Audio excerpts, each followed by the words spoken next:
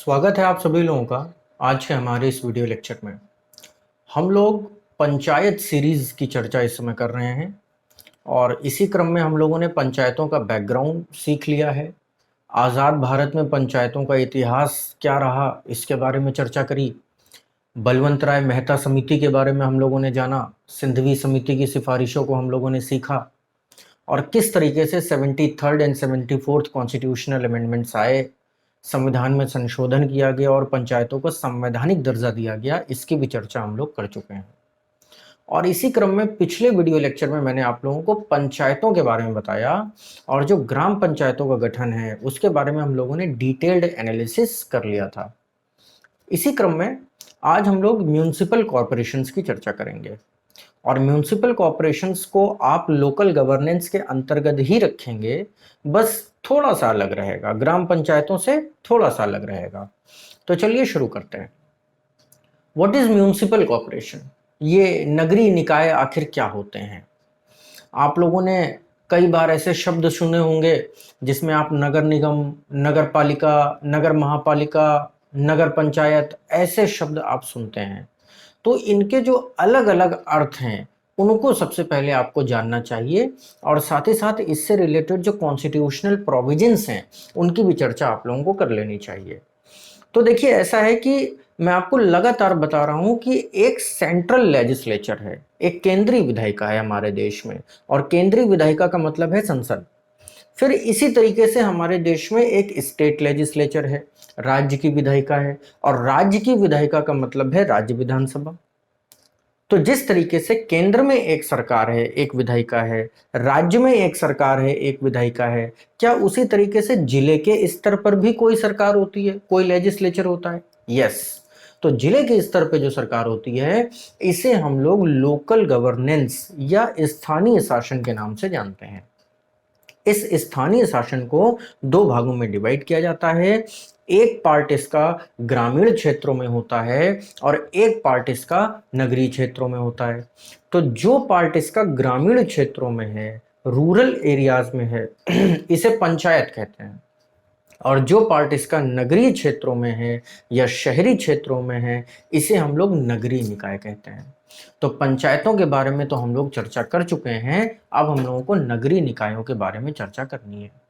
तो जैसा कि आप लोग 3 टियर सिस्टम के बारे में जानते हैं, तो नगरों में भी ये 3 टियर सिस्टम होता है, लेकिन इस 3 टियर सिस्टम को पढ़ने से पहले इसका जो कॉन्स्टिट्यूशनल स्टेटस है वो आपको जान लेना चाहिए।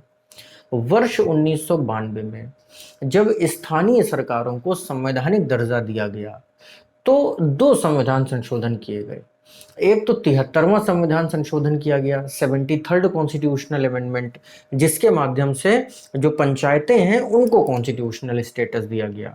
लेकिन एक और संविधान संशोधन किया गया जिसको हम लोग 74th कॉन्स्टिट्यूशनल अमेंडमेंट कहते हैं, 74वां संविधान संशोधन कहते हैं। और 74वें संविधान संशोधन में नगरीय निकायों को, म्यूनिसिपल कॉरपोरेशंस को संवैधानिक दर्जा दिया गया, कॉन्स्टिट्यूशनल स्टेटस दिया गया।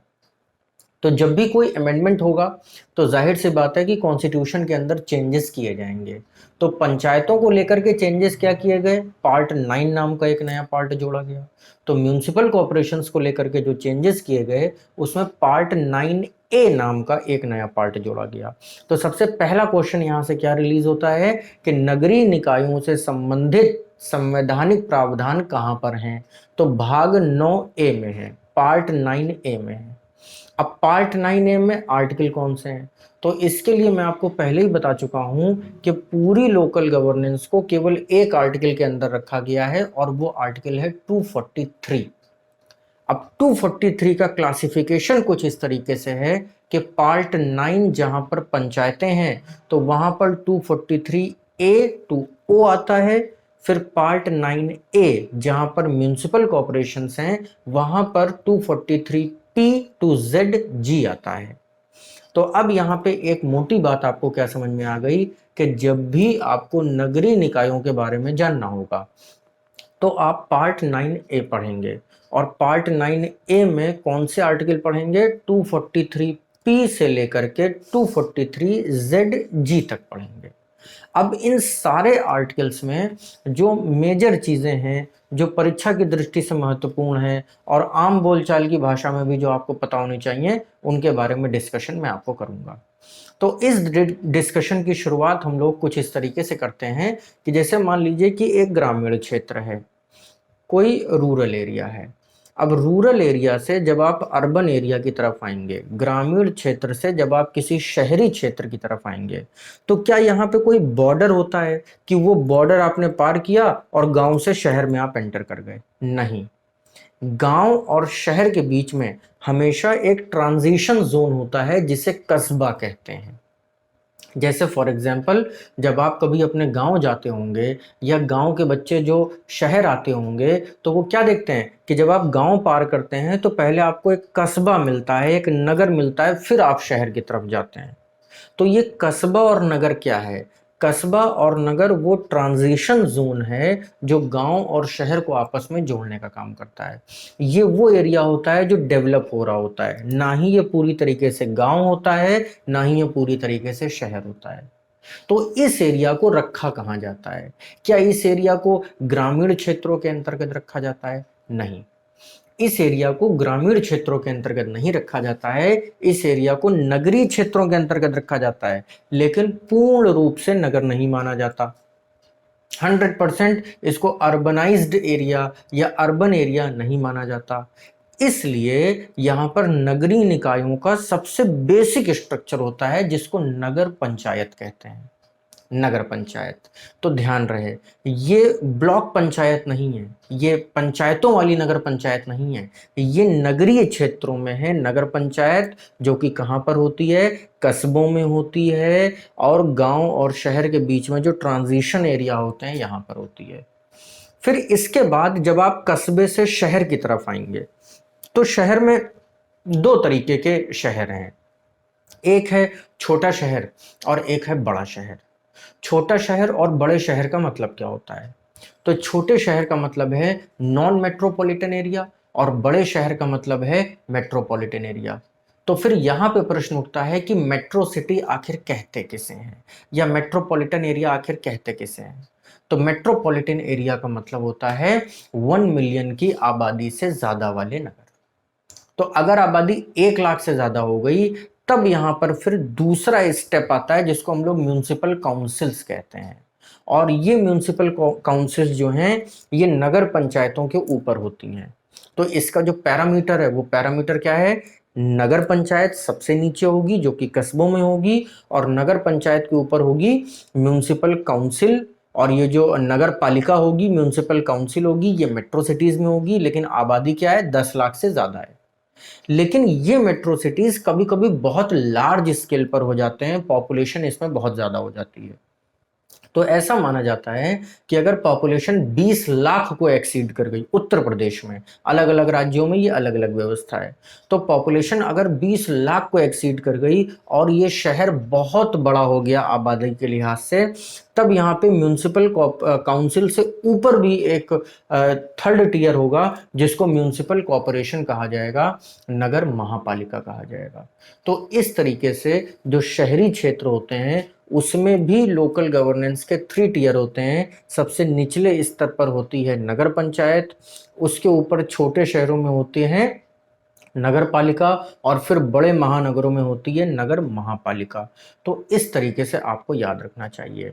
अब ये जो नगर पंचायत है, इस नगर पंचायत को भी 2 भागों में बांटा जाएगा। जैसे हम लोगों ने पंचायतों को बांटा था, एक यहाँ पर अध्यक्ष होगा और बाकी होंगे मेंबर। इसी तरीके से म्यूनिसिपल काउंसिल्स को भी 2 भागों में बांटा जाएगा, एक होगा यहाँ पे अध्यक्ष और बाकी होंगे मेंबर। और इसी तरीके से हम लोग म्यूनिसिपल कॉरपोरेशंस को भी 2 भागों में बांटेंगे, जिसे हम लोग एक तरफ होगा अध्यक्ष और दूसरी तरफ होंगे मेंबर्स। मेंबर्स कितने होंगे? अकॉर्डिंग टू पॉपुलेशन होंगे। ग्रामीण क्षेत्रों में जैसे गांव होते हैं तो वहां पे ग्राम प्रधान होता है।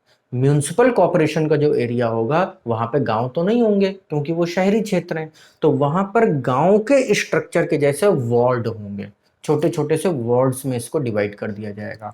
और वार्ड का जो हेड होगा, जो मुखिया होगा, उसको हम लोग पार्षद कहेंगे। और इस तरीके से ये सारे पार्षद एक नगर महापालिका के अंदर काम करेंगे और उसका जो हेड होगा उसको मेयर कहेंगे।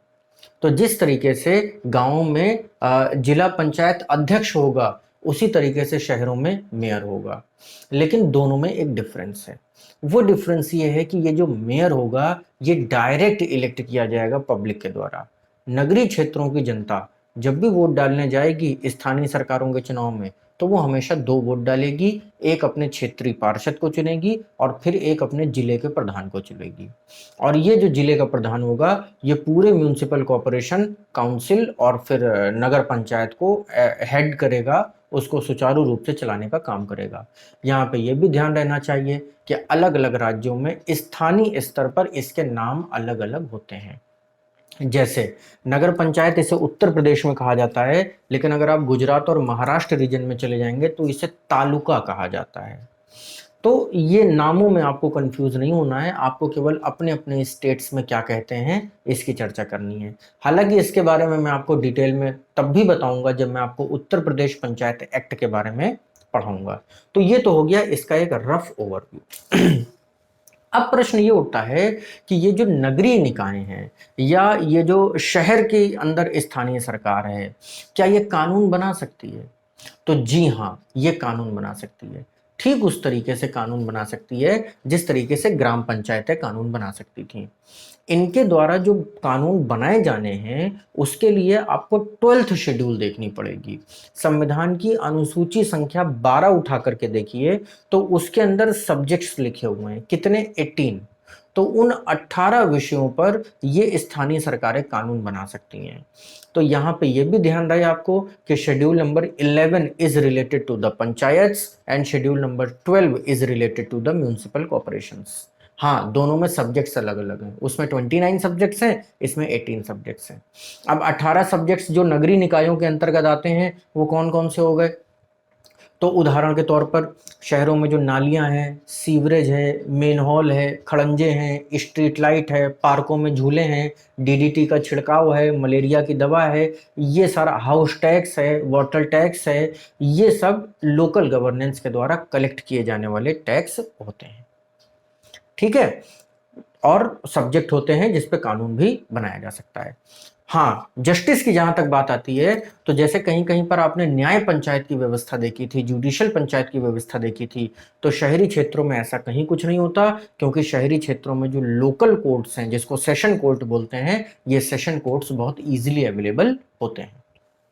तो ये तो हो गया इसका पूरा बैकग्राउंड और इससे रिलेटेड कॉन्स्टिट्यूशनल प्रोविजंस। अब आखिरी में हम लोग एक बार चलते हैं पार्ट नंबर 9A के अंदर, और यहाँ से रिलेटेड कुछ जो मेजर आर्टिकल्स हैं जो आपको पता होने चाहिए, खास तौर पे सिविल सेवा परीक्षाओं के लिहाज से, तो उसकी चर्चा भी हम लोग कर लेते हैं। यहाँ पे सबसे पहला आर्टिकल जो आपको पढ़ना होता है वो होता है 243P, क्योंकि यहीं से तो पूरी कहानी शुरू हो रही, P से ZG तक पढ़ना है।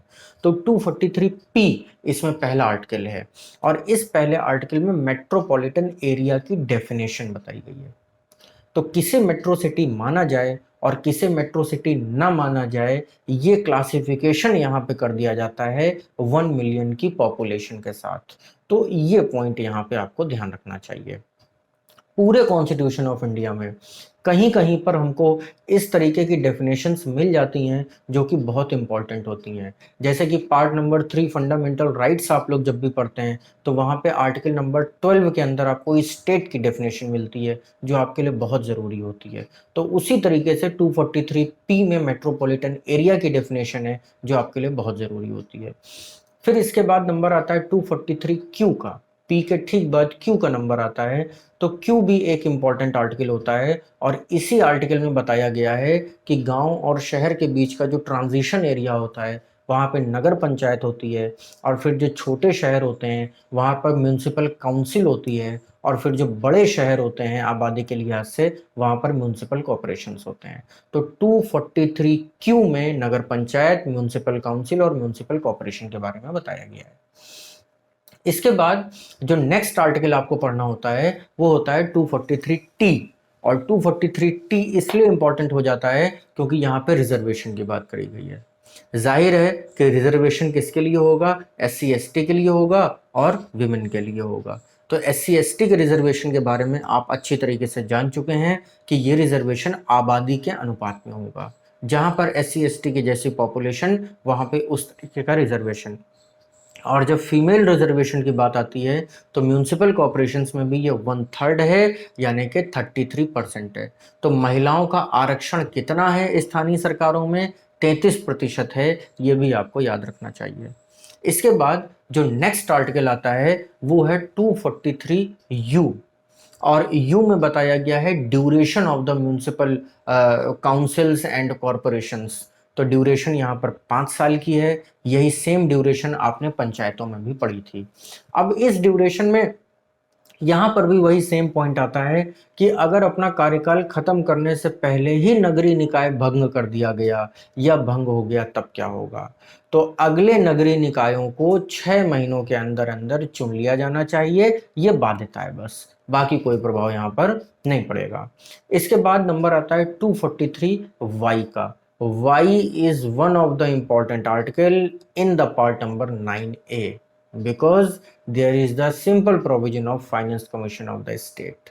जिस तरीके से आपने पंचायत के स्तर पर फाइनेंस कमीशन को पढ़ा था, उसी तरीके से यहाँ पर म्यूनिसिपल कॉर्पोरेशंस के स्तर पर भी फाइनेंस कमीशन है। इसके जो फंक्शंस हैं वह मैं आपको पीछे भी क्लियर कर चुका हूँ।